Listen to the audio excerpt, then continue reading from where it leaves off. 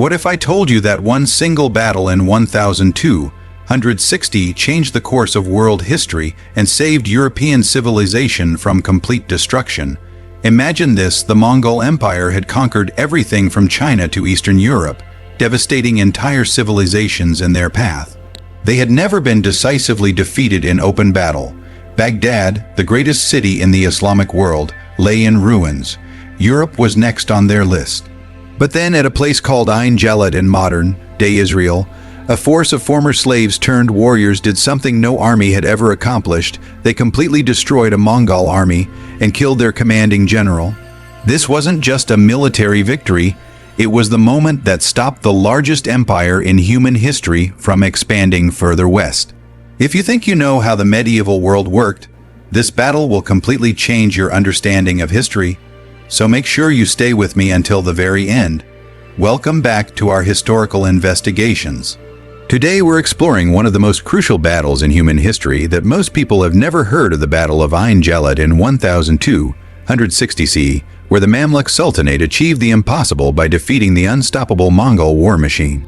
In this video, we'll uncover how an army of former slaves became the most elite fighting force in the medieval world, how they used revolutionary military tactics that the Mongols had never encountered, and how this single battle changed the balance of power across 3 continents.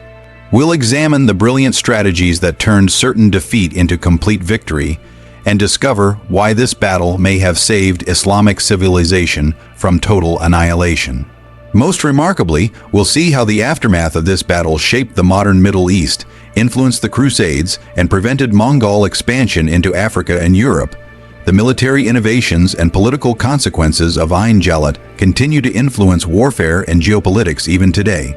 To understand the significance of Ayn Jalut, we need to grasp just how unstoppable the Mongol Empire had become by 1260.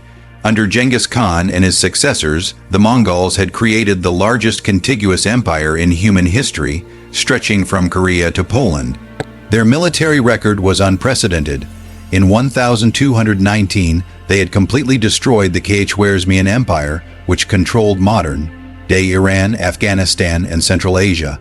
Cities like Samarkand and Bukhara were so thoroughly devastated that they never fully recovered. Contemporary chroniclers wrote that the Mongols killed over 1 million people in the siege of Nishapur alone.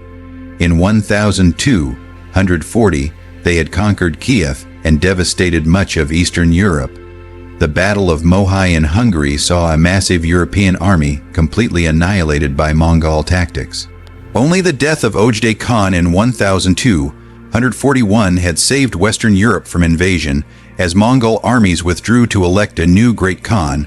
But the most shocking conquest came in 1258 when Hulagu Khan, grandson of Genghis Khan, captured Baghdad, the crown jewel of Islamic civilization.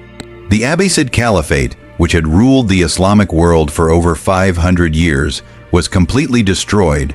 The last caliph, Al-Mustasim, was executed, and the city's population was massacred. Contemporary accounts describe the Tigris River running black with ink from destroyed libraries and red with blood from slaughtered inhabitants. By 1260, Hulagu's forces had swept through Syria, capturing Aleppo and Damascus. The Mongol war machine seemed unstoppable. They had developed the most advanced military technology of their era: superior siege engines, coordinated cavalry tactics, psychological warfare, and intelligence networks that spanned continents. Their military doctrine was revolutionary.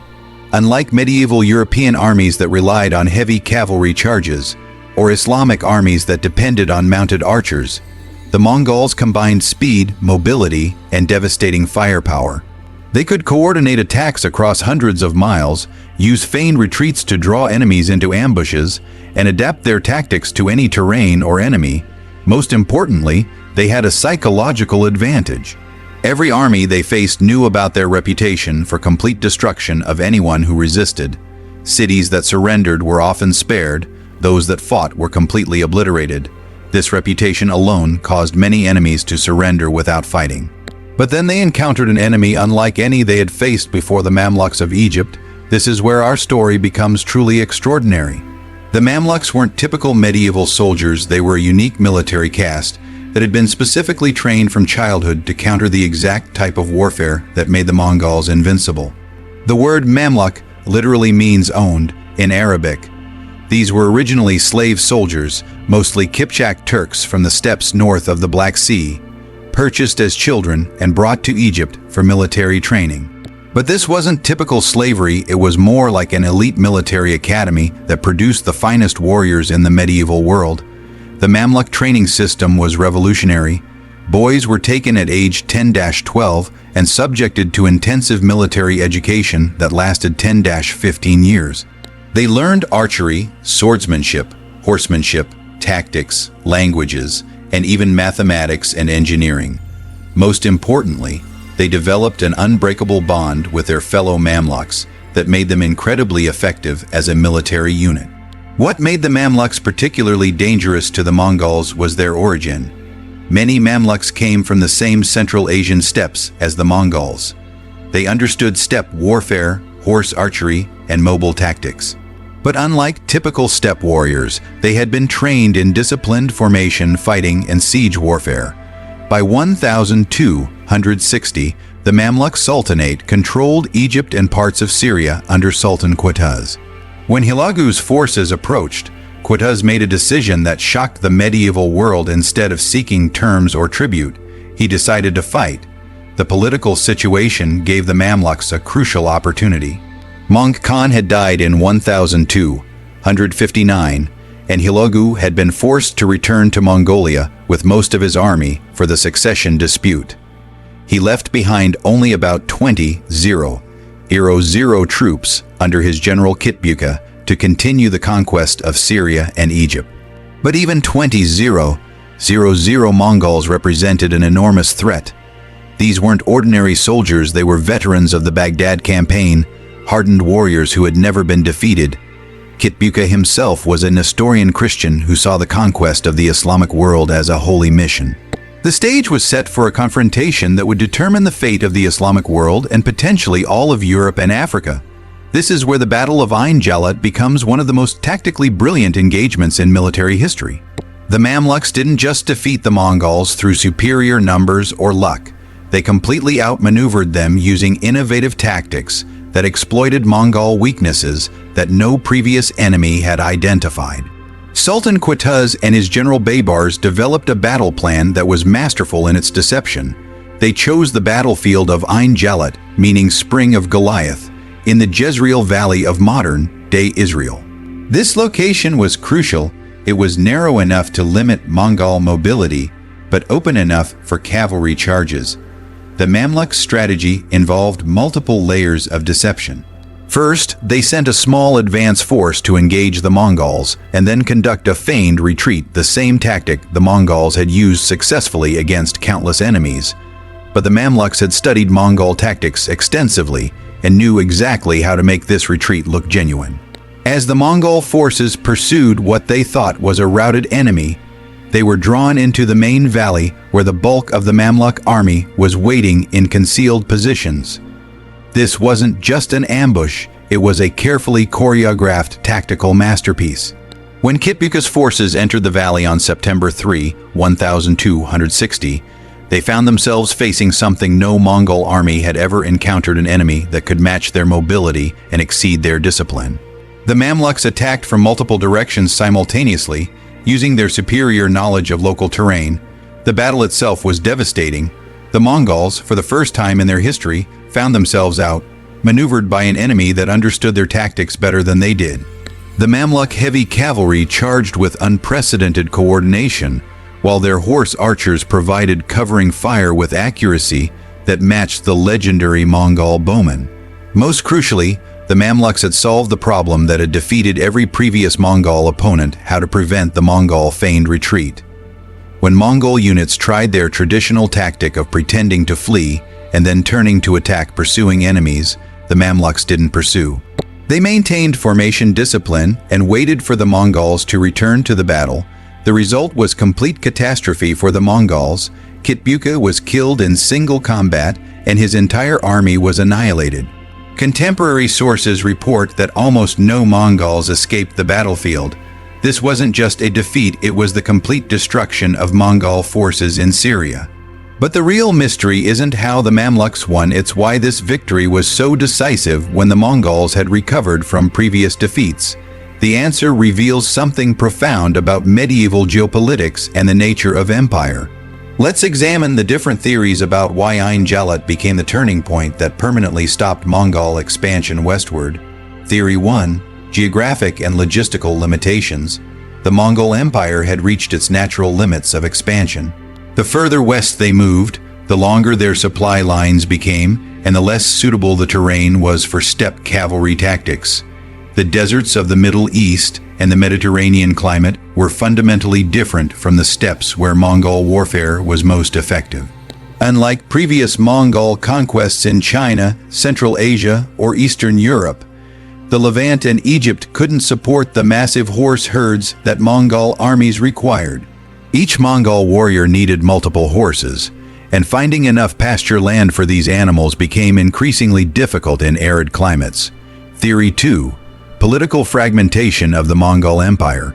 By 1260, the unified Mongol Empire was fracturing into separate khanates. Hulagu's Ilkhanate in Persia was increasingly in conflict with the Golden Horde in Russia and the Chagatai Khanate in Central Asia. This meant that Hulagu couldn't draw reinforcements from other parts of the Mongol Empire. The succession crisis following Mongke Khan's death meant that Mongol resources were focused on internal power struggles rather than external conquest. Hulagu's decision to return to Mongolia with most of his troops left his remaining forces fatally weakened. Theory 3. Military evolution and adaptation. The Mamluks represented a new type of military organization that was specifically designed to counter Mongol advantages.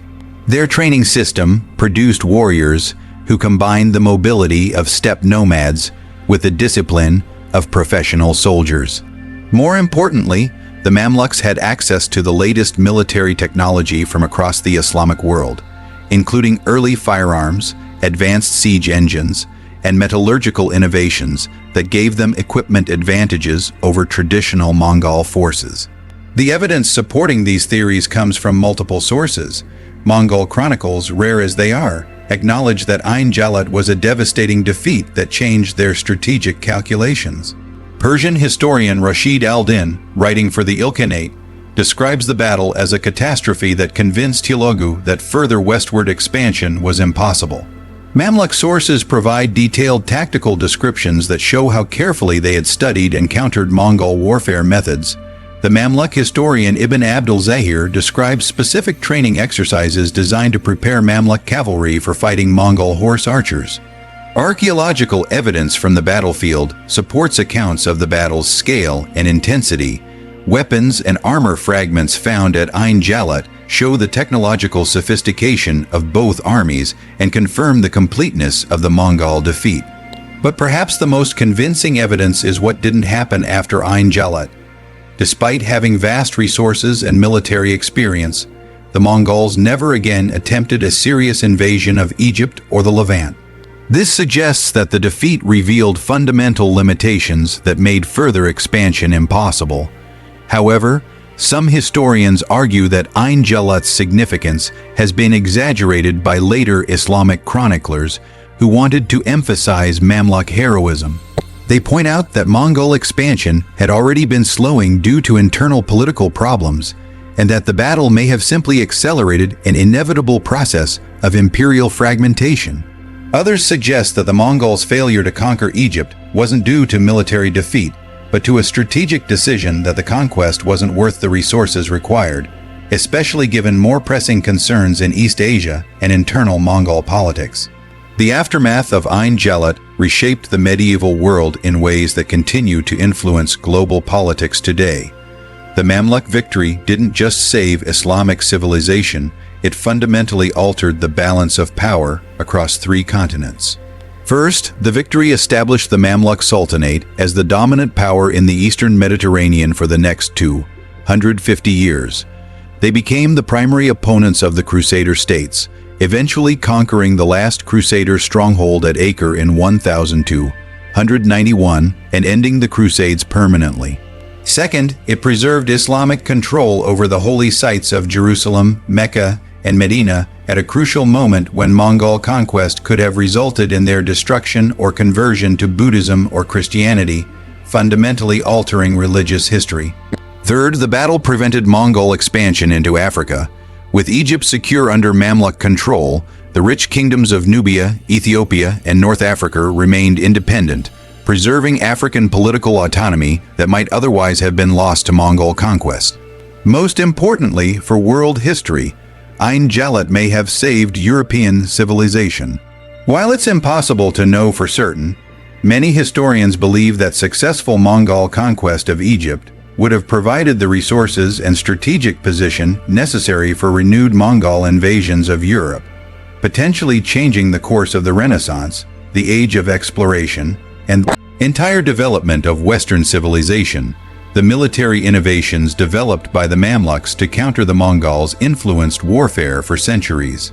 Their combined arms tactics, professional military education system, and adaptive strategies became models for other Islamic military forces and even influenced European military development during the later medieval period. The question that emerges from studying Ayn Jalut is profound. How do single battles change the course of civilization? And what does it mean that the fate of multiple continents may have depended on the outcome of one day's fighting in a valley in Palestine? Do you think the Battle of Ayn Jalut was truly the decisive moment that saved Islamic civilization and potentially European development? Or do you believe that the Mongol Empire would have eventually stopped expanding regardless of this battle's outcome? Share your thoughts in the comments below. This brings us to the end of today's exploration of the Battle of Ayn Jalut. The patterns of military innovation, cultural adaptation, and strategic genius that we've examined today demonstrate how individual moments can reshape entire civilizations. Understanding these pivotal battles helps us recognize how fragile and contingent historical development actually is. If you found this video fascinating, make sure to hit the like button and subscribe for more deep dives into the battles and decisions that shaped our world. Ring the notification bell so you never miss our investigations into the moments that changed everything. Until next time, keep exploring the incredible complexity of human history.